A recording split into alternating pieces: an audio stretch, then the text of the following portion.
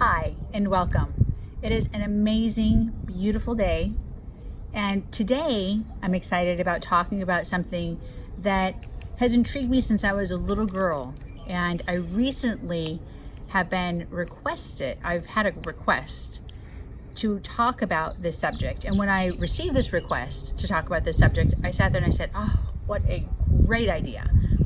Supernatural frequencies. Have you ever thought about supernatural frequencies? Have you ever thought about what is the meaning of these special places that are around the world?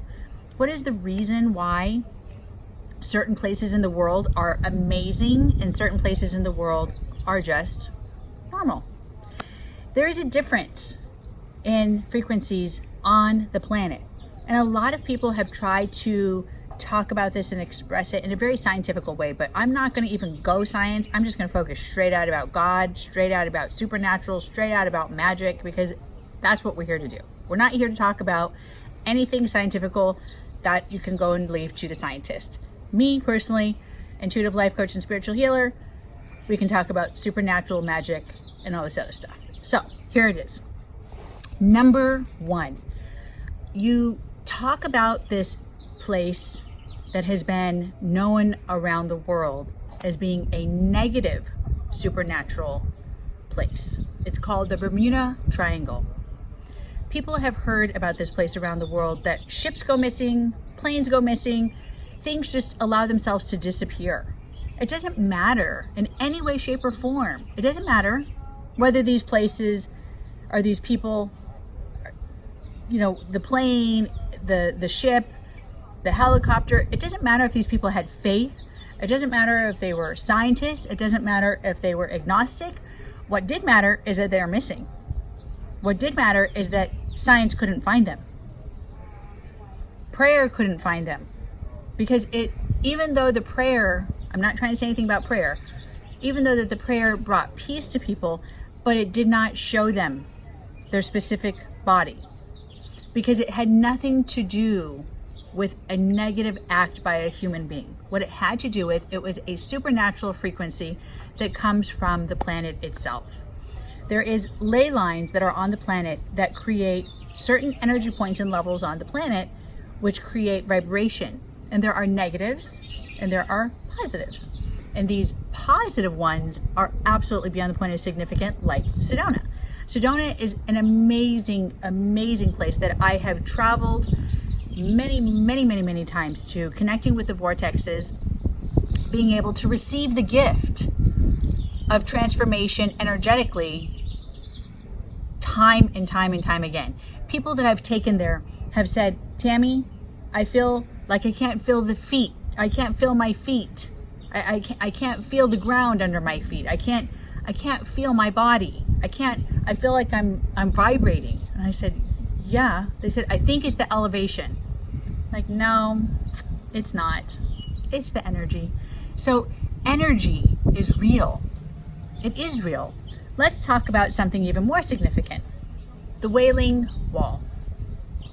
These ones that I'm mentioning have been talked about with science, with certain programs, with certain documentaries, and these ones have been talked about for a while. Yes, true, right? Maybe 100 years.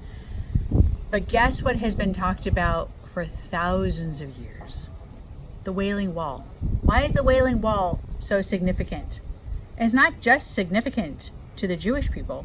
It's also just as significant to many religions, including Muslim. It is talked about that in that area, you have Christianity, you have Jewish religion, and you have the Muslim religion, right? And all these religions have one thing that are all in common, that this specific location is the birthplace of God.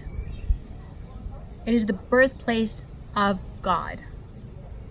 All these religions share the same story.